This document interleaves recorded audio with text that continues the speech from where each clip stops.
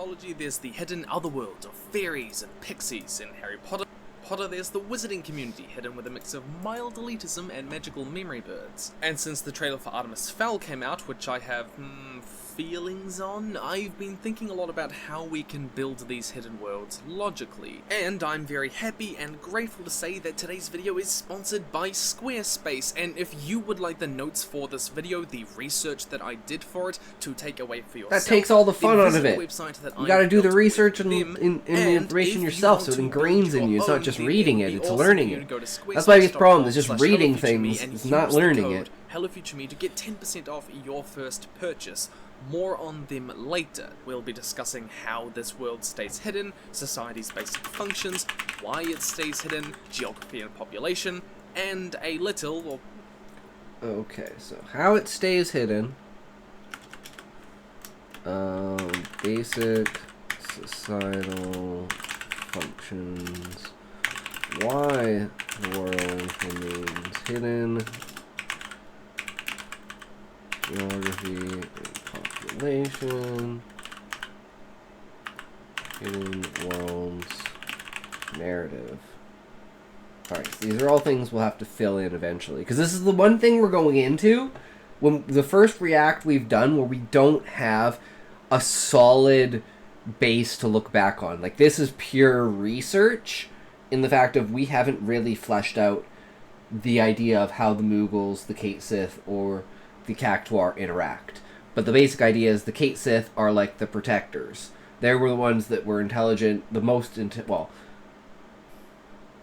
Cactuar are the most intelligent, but they're intelligent enough to be able to basically facilitate becoming warriors.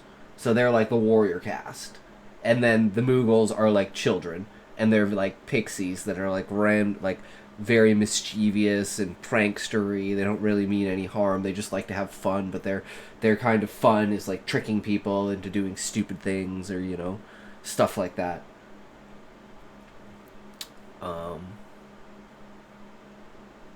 And the Cactuar are the like garters of knowledge, and they've like basically their existence reaches down to Gaia in their roots, and they have like the entire backstory of the world and everything.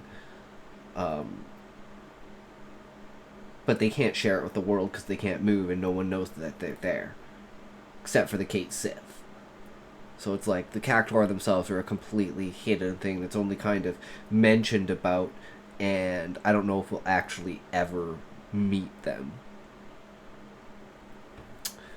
So let's continue. Maybe more than a little on how it might fit into your narrative. So, firstly, how your hidden society stays hidden from the Crocotypes. Secret worlds stay hidden through any number of methods in stories, but when considering your world building, you need to be able to answer A, how do they prevent the mundane world from discovering them, and B, how do they prevent people within the society from revealing themselves? Though we'll get to that second one a little bit later in more detail. The answers to these questions are often closely related to three things in your world building: the type of powers, the level of technology, and Guten Tag, Levi! Welcome, how's it going? Consider the magic system in your story. It's very common for the clocks have changed. A magical enchantment of sorts that either prevents the mundane world. You guys have daylight savings or something? Accessing magical areas, or it prevents magical people from going certain places that could expose themselves. This particular strategy is simple but believable world building, especially if there is an historical reason for that enchantment existing. For daylight example, savings in Percy ended. Jackson and the Lion Thief, the mist was created by the goddess of magic with the intention of making magical things and monsters appear normal to humans. It fits logically within the wider mythos. However, one challenge to consider here is that this kind of magical method of hiding works better with a softer magic fantasy story. For example, in H.P. Lovecraft's works, there is a veil of sorts that prevents mortals from seeing the eldritch horror realities of the world. And where this veil comes from is incredibly mysterious, like an ancient power that none truly understand. This fits perfectly within the incredibly soft magic system of the Elder Gods. In contrast, Brentwick's Lightbringer series has an incredibly hard magic system, with clear rules and limits that the reader understands. primarily using colours to give abilities to individuals. See here, using a magical veil in this story would be inconsistent with that magic system.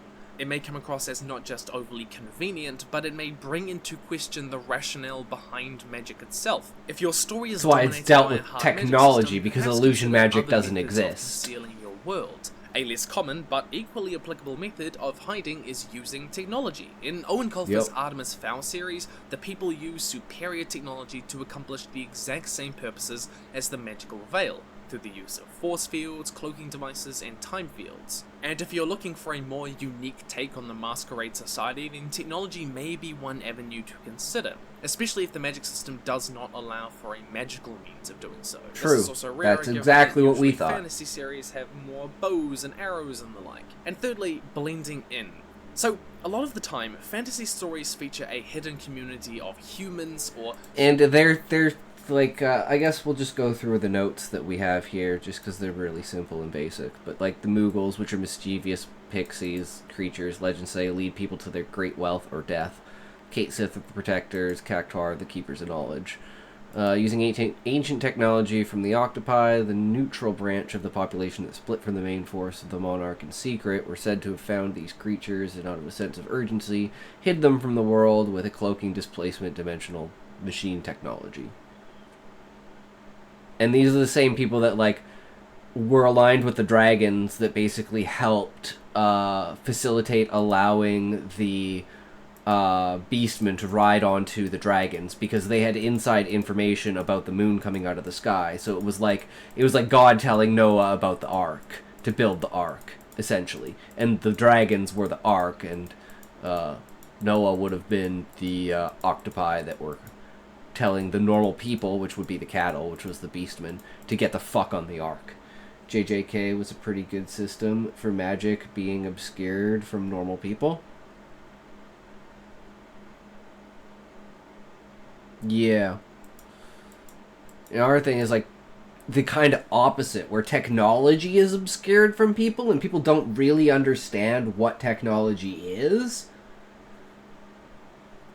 And because it's so advanced technology, it blends in with the world. Like, for instance, like them thinking that the control room in the center of a massive satellite in like the middle of the core, where the like central command station was, is a chapel. But it's actually like a command station. That's why the ground and the roof are the way that they are, because it's supposed to be a live feed at all times of the planet and the sky to map them.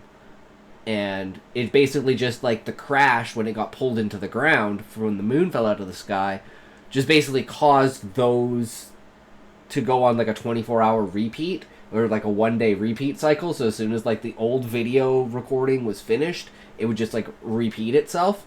So it was just like repeating over and over the same day from that time when the moon fell out of the sky, which is going to be actually really important for like coordinating and figuring out where the center and where like the dome is and everything like that, and how to find the old city that they used, because they're going to use that image, because they're going to zoom in on it and they're going to find that in the center of all of it is the domed city.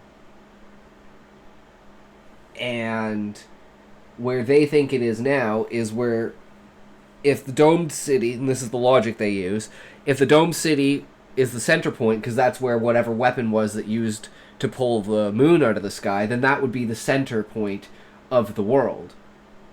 This is just logical. It's like, there's a possibility it's not, but hey, that's the best place to start.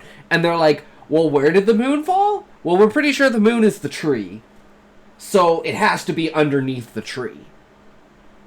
And that's when they basically try to find the underground city, and they find it via the roots that Husai's the only one who's ever been in. Or so he thinks.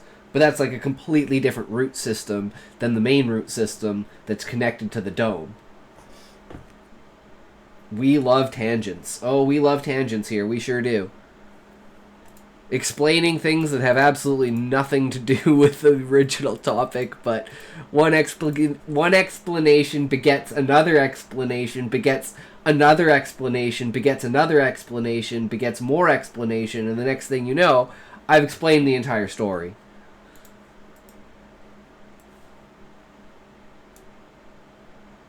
Which, I don't know, like I said, I don't know if that's a good thing or a bad thing.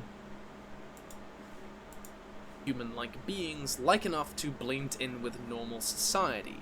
In Grimm, the magical beings... Oh, and what I'm saying is scarcity. There's not that many of them. There's only like maybe 50 or 60 Moogles, maybe like 25 or 30 Kate Sith, and like 8 or 9 Cactuars.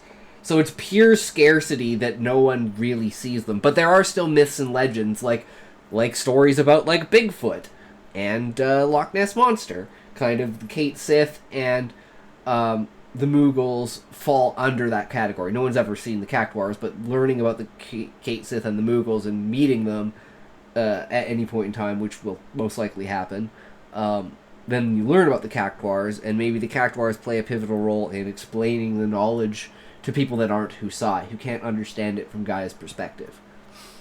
Look like humans, they can act like humans, and think like humans. Meaning that, firstly, there isn't the same requirement for that broader magical or technological veil, because individuals can naturally blend in, but more importantly, the individuals within that magical society are more capable of identifying with that normal world culture. In Grimm, that's human culture, as it is often in fantasy stories. To compare this to Artemis Fowl, the green-skinned, dwarfly short, half-horse, winged and sparkly fairies wouldn't blend in, and so they require something more to shield them.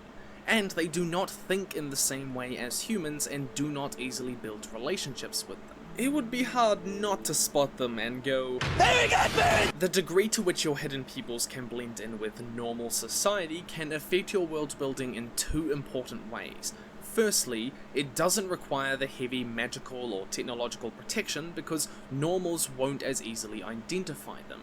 Secondly, the more that they can relate to the normals psychologically and socially, the higher the risk of exposure of the hidden society. Individuals are more likely to build lives and relationships in that normal world. I wonder if he'll reference Men in Black in this video. He should, now that I think about it, but probably not.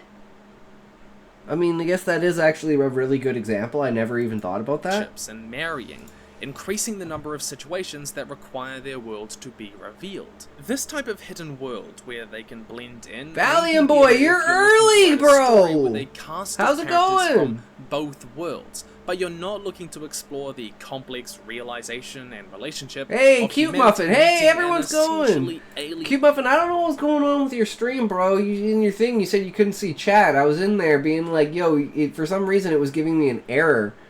And just continuously, like, refreshing your page. It wouldn't give me an image. But it said that you were live via the timer, so...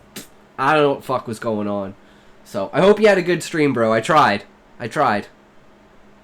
You can't see chat? Yeah, I dropped by and got an error, too. I don't know. Maybe it's just Twitch being weird. Society for the first time.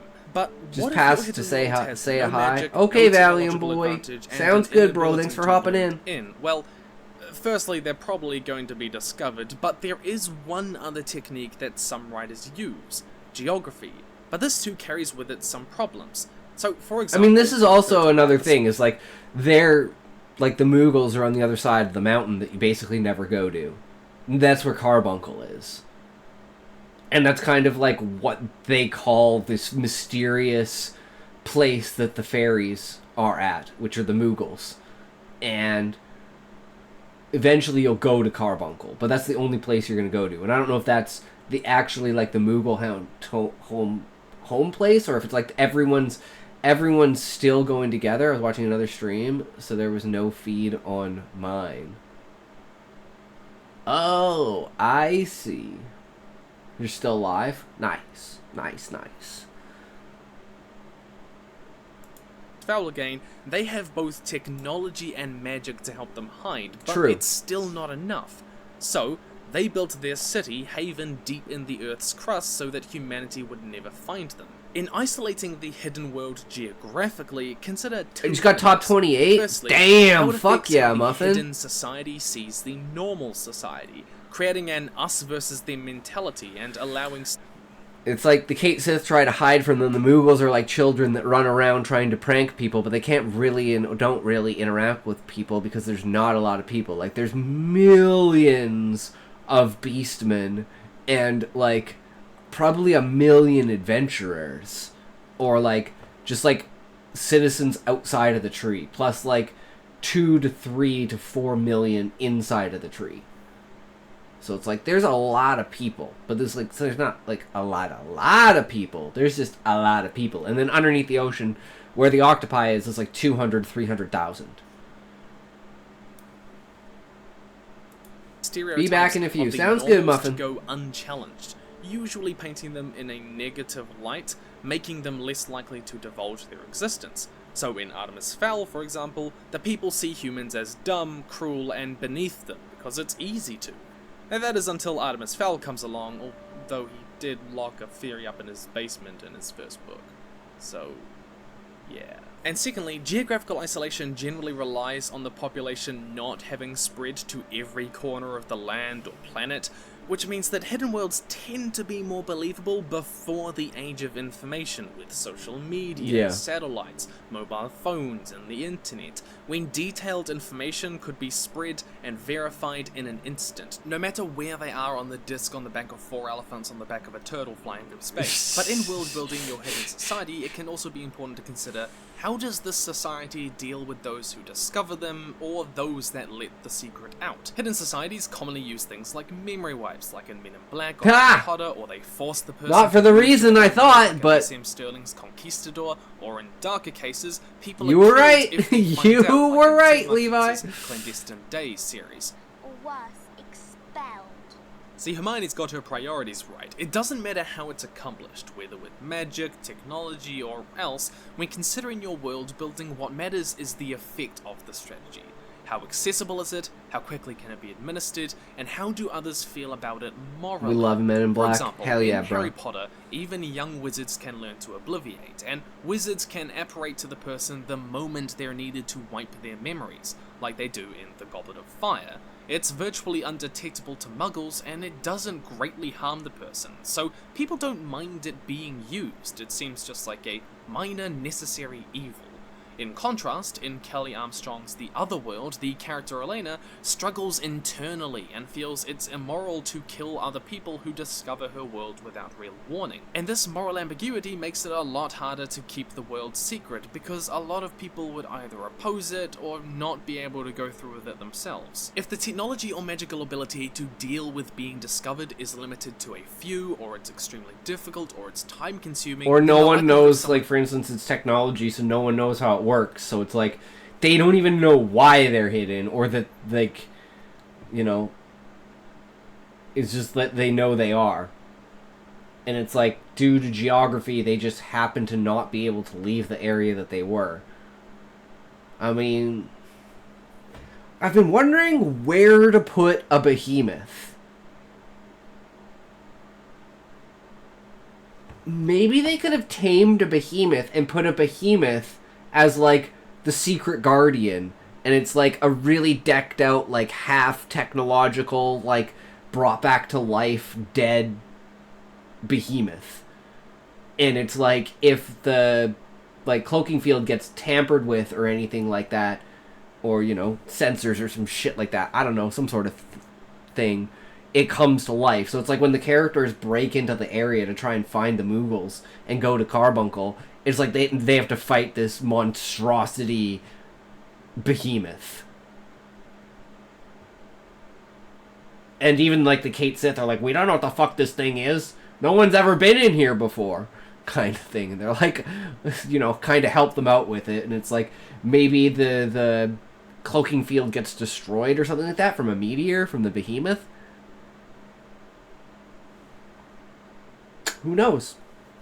It's an interesting idea. When escaping with the knowledge of the hidden world and sharing it increases. Keep this in mind when considering how widespread magical abilities are among the populace, and if immoral means are required to maintain the masquerade, then the risk of discovery heightens as the factions within the hidden world question its use or refuse to use it entirely. Or just but there is don't one more understand. strategy that is relatively underrated in my opinion, used to keep the hidden world safe.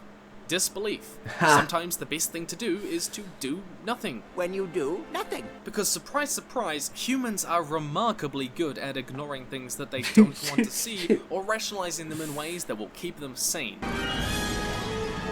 One second, I gotta go grab my food. I'll be right back.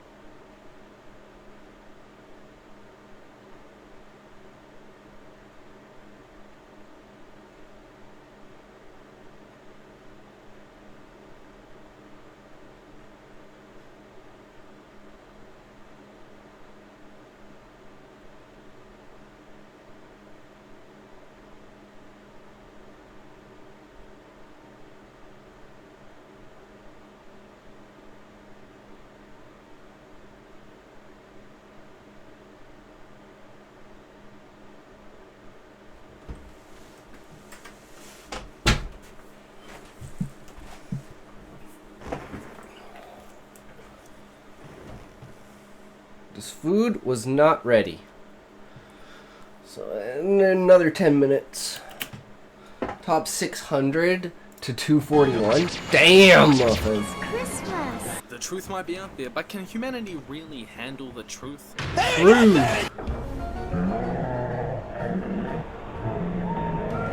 In Patricia Briggs' Moon Called book, vampires leave those that go public about them alone because it would draw attention to them and nobody believes them anyway. Well, except for Fox Mulder types, of course. But this is possibly one of the more important points to remember. As a world builder with this masquerade society, you don't need a 100% perfect method of preventing and dealing with discovery. The idea that every single person in the hidden society would keep the secret, even if they have a myriad of reasons to, is ridiculous. There will always be someone who wants to share the secret. The world building just needs to make it rare enough that that happens that the normals don't bat an eye at it. And at times the information does get out, the information is either too rare, too inconsistent, or unprovable. Secondly, society's basic functions. So, believe it or not, a hidden society requires things like industry and economy and politics and connectivity to actually function.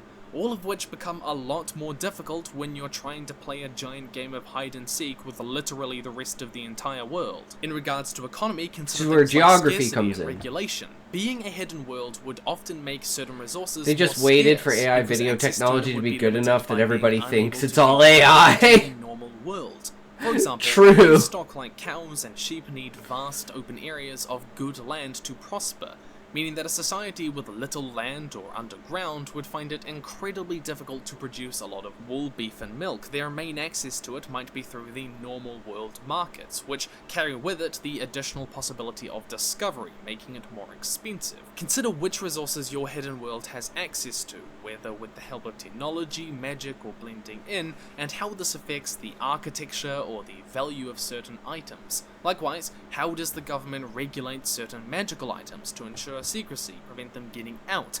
Unfortunately, I couldn't really find any good examples of world-building hidden societies that take account of their internal economy, meaning this could be one way that you really distinguish your masquerade society. In regards to politics, consider for your world building A, what secrecy means the government needs to do, B, which government structure best accomplishes that, and C, how related your society is to the normal world. In some stories, the fear of discovery necessitates a large government with extreme surveillance capabilities. This seems to be the case with the Knights Templar in Assassin's Creed Brotherhood. who have a recording device in every car and intense profiles on citizens. In other stories, the difficulty in administering the law caused by being secret necessitates a small decentralized government with more power in the hands of local communities in hopes that they will more efficiently regulate themselves, as it seems to be in stories like the Dresden Files. But perhaps the most important world... Wow, they actually called out the Dresden Files.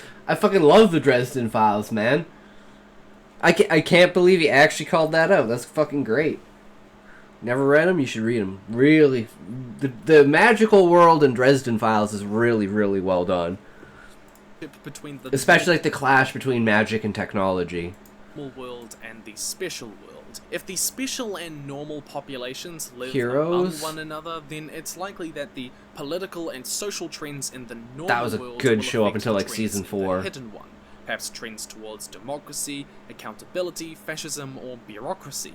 However, if your hidden world is separate, perhaps socially or especially geographically, then the way the normal world government works will not as easily affect the hidden one. For example, Harry Potter's Ministry of Magic became more accountable and more democratic during the Enlightenment, alongside the normal world, because wizards live among muggles and thus inherit some of their good ideas. Likewise, the more separate a hidden world, socially and geographically, True. the more its socio-political discourse will develop at a different rate, either faster or slower or in an entirely different direction. In regards to world-building the society itself, consider how secrecy affects Good societal ideas structure like and democracy. values and language.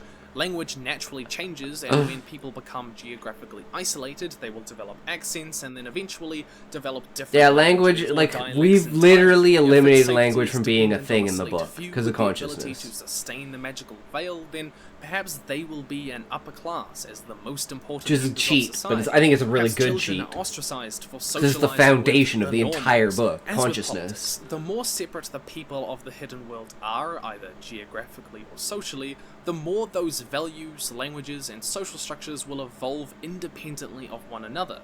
Think about the point they diverged. What would they Sorry, the democracy thing is I don't even know what that word is. Guernica? Guernica?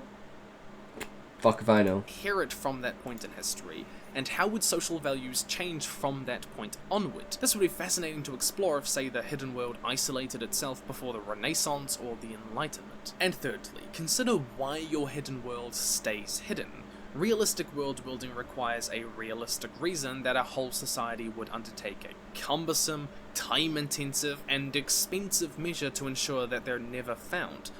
Most of the time, this boils down to some variant of, "the world is not ready," either because they're a little bit terrified of being murdered by the normal world, or Yeah, they that's believe their that main they're thing. better Or off without like those normies. like the octopi basically were like, shit, man. Of all the races, we gotta protect these 3. Guernica. It's a Picasso painting, but the expression I'm using is intentional nonsense. Like Marklar?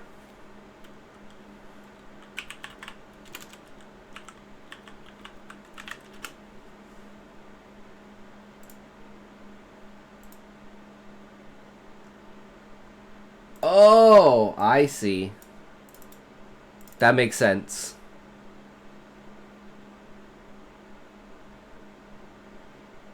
This is how I like to write. If you turn my writing into pictures, that's pretty much what my writing is. And this might seem fine at a first glance, but it quickly unravels as realistic world building when you consider the secret world problem. It doesn't really matter how dangerous or how great of a punishment exposing the world would be. If there is something to be gained by exposing it, then people will. This is People try to, but nobody believes this. It's like, man, you were just like, got hit by a mandragora or something, man. Like, there's so many monsters in the bestiality that could easily explain, the Moogles or the Kate Sith. Like, it doesn't exactly even have to be, the bestiary.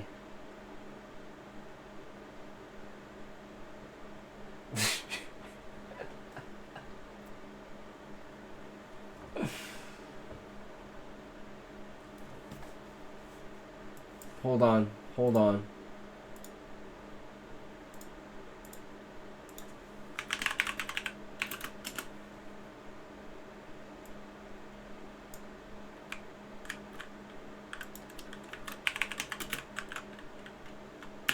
Bestiary.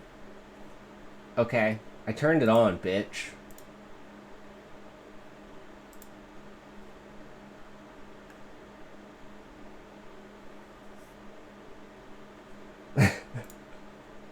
Did I misspeak? I'll be right back.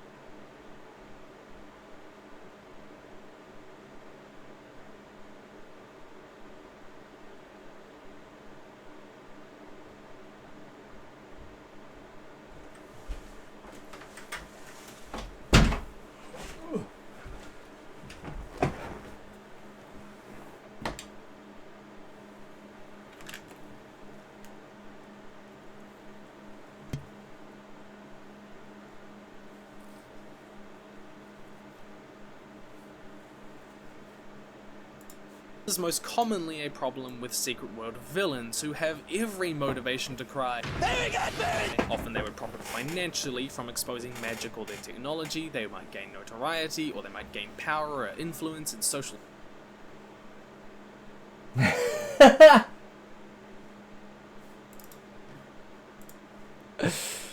Or something, man. Like, there's so many monsters in the bestiality that could easily explain. Nice.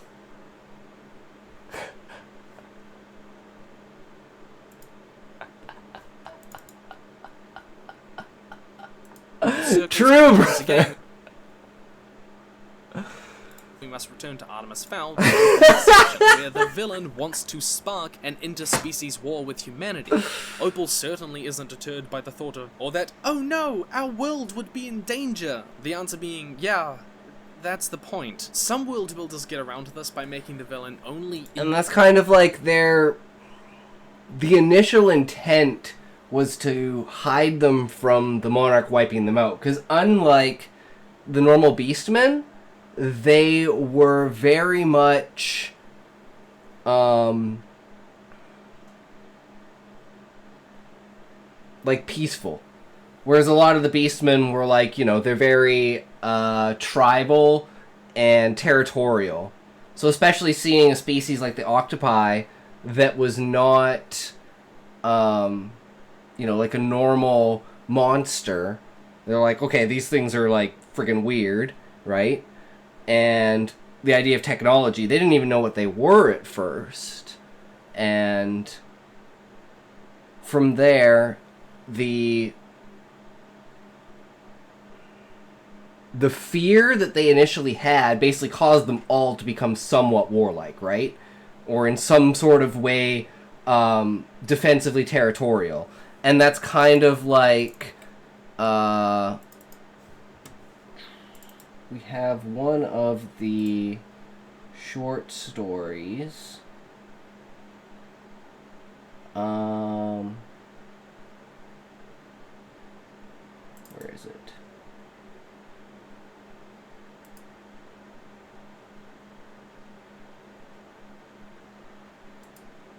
It's the one where it's like the attack on... Wait, did I put it in... Wait, did I put it in this folder?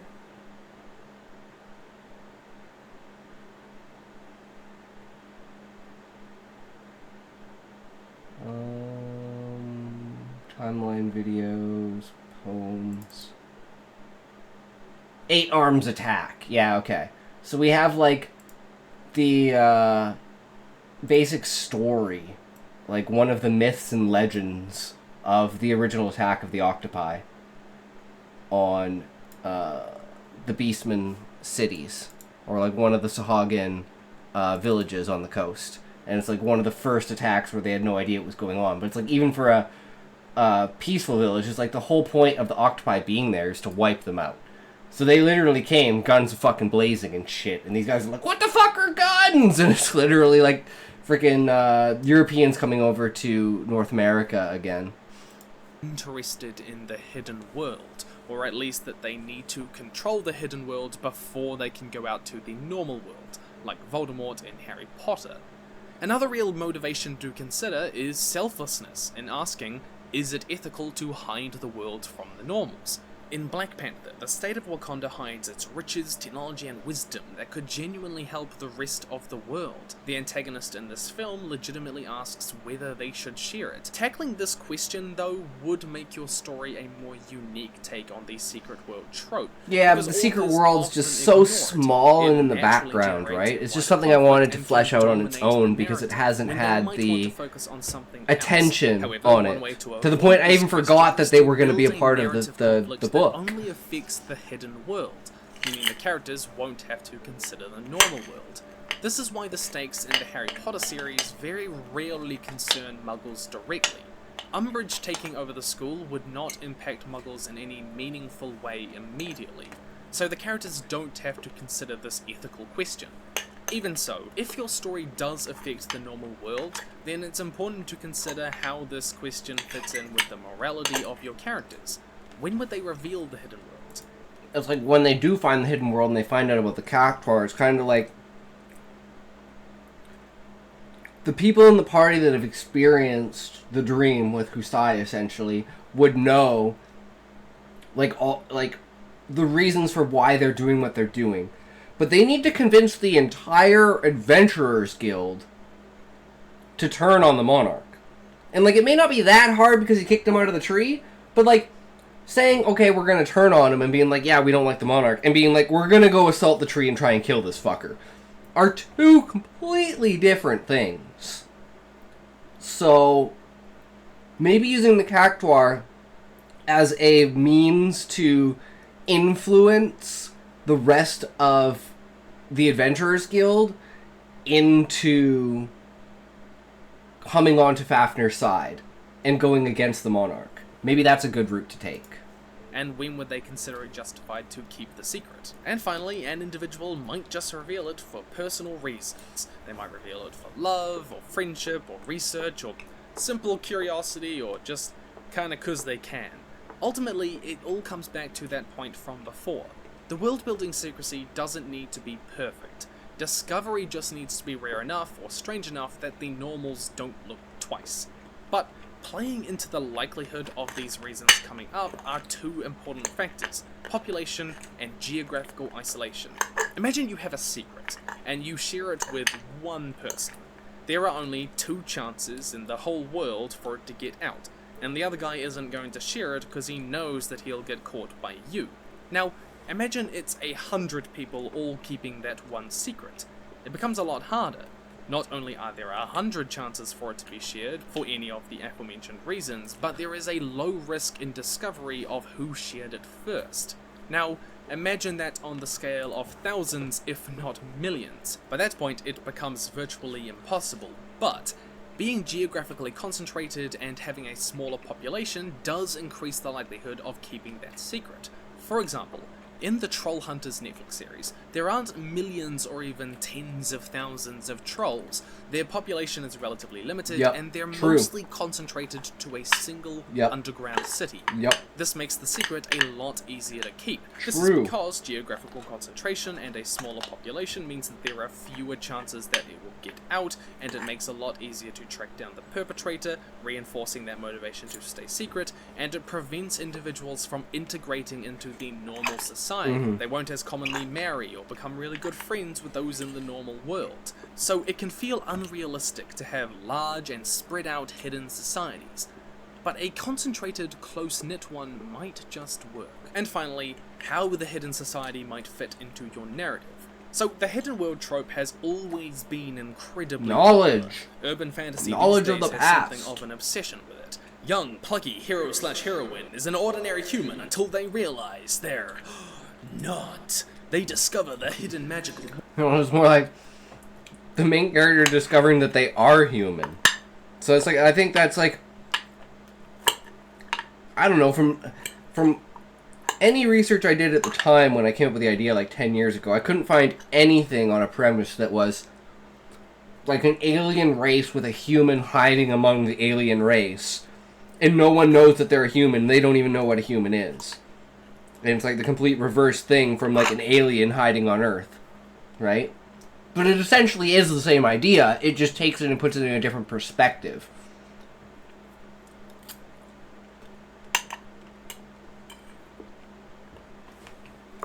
World that only they can save because reasons. Dramatic love triangle ensues. And this Reasons, because he was specifically genetically engineered in order for his mind to be able to handle direct connection with Gaia.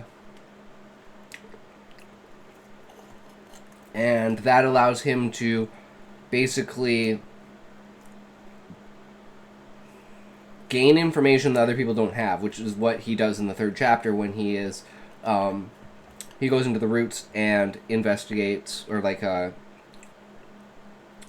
he basically thinks that he's communing with his ancestors, but it's actually Gaia in the guise of his ancestors / like dead friends. And one of the things I wanted to play on with that is if, like, Torg is the one that he sees. And it's like, now that he knows that Torg is dead, and it's like, maybe he has a conversation with Torg, so there's, like, more exposition in Chapter 3 as to why Husai... It's like confirming your thoughts that you had in the 1st chapter with his feelings, and now it's spoken word of, yeah, okay. But it's like, now that you know that I'm dead, I can appear before you kind of idea. And then Husai thinks that, like, you know, he has, like, multiple thoughts about it, but he's like, okay, well, that kind of makes sense. And then he just kind of, like, you know, throws it off. And then later he'll come back and think about it and be like, see, I had, like, some weird thoughts in my head about that, whether that was, like, true or not, and now I understand that, like, it was just your way of, like, you can't just be like, oh, yeah, by the way, I'm the planet speaking to you. Like, it's just, there's, like, that's kind of the idea that a normal person's mind would basically be wiped out and, like, completely overwhelmed by that kind of idea. And then you basically get sucked into the, like, sucked back into the consciousness that is Gaia, and you're basically, your personality is erased in, like, the turbulence that is her consciousness, because it's so massive and so expansive. You're just a drop of it. Because that's what she's basically bleeding off to the rest of, like, all the creatures on the planet in order to give them consciousness. There's a good reason that people like it. The idea that there's this hidden, fantastical world just adjacent to our own, hidden in the forests, underground, in the Empire State Building, or through a magical veil, that the ordinary person can find is enticing.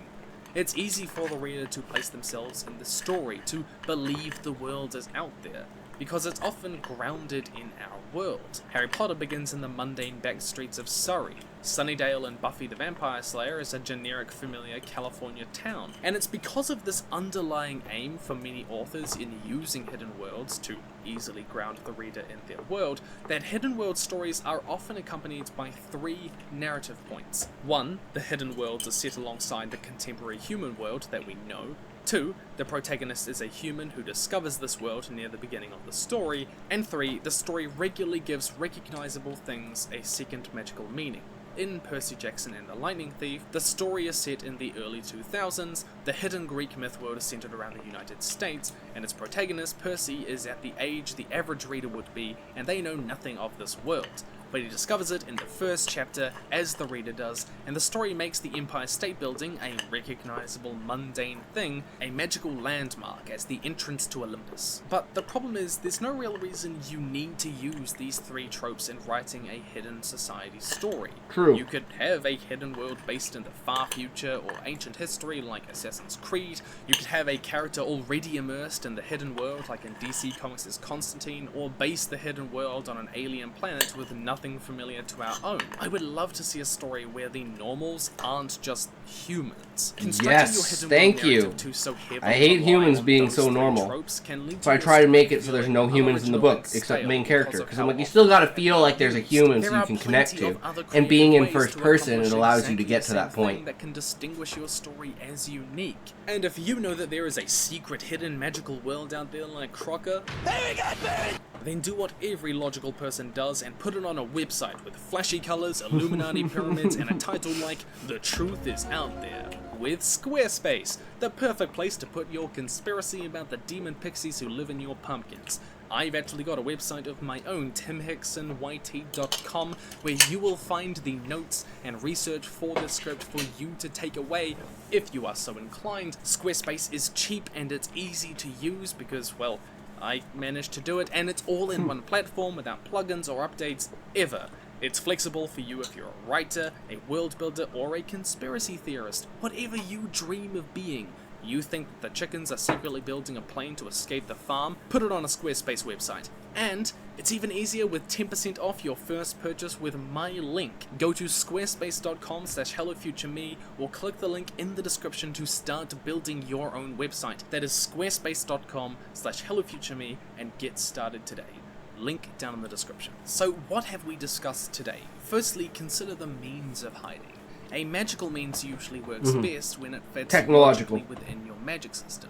The more your hidden peoples can blend in, the less they will need extreme magic or technological hiding strategies, and the higher the risk of exposure as they build relationships in the normal world. Secondly, consider the means of cover-up. The less accessible, the more difficult, and the more morally grey the method is, the harder it will be to use it to sustain the masquerade. Disbelief is also an underrated factor. However, it doesn't need to be foolproof.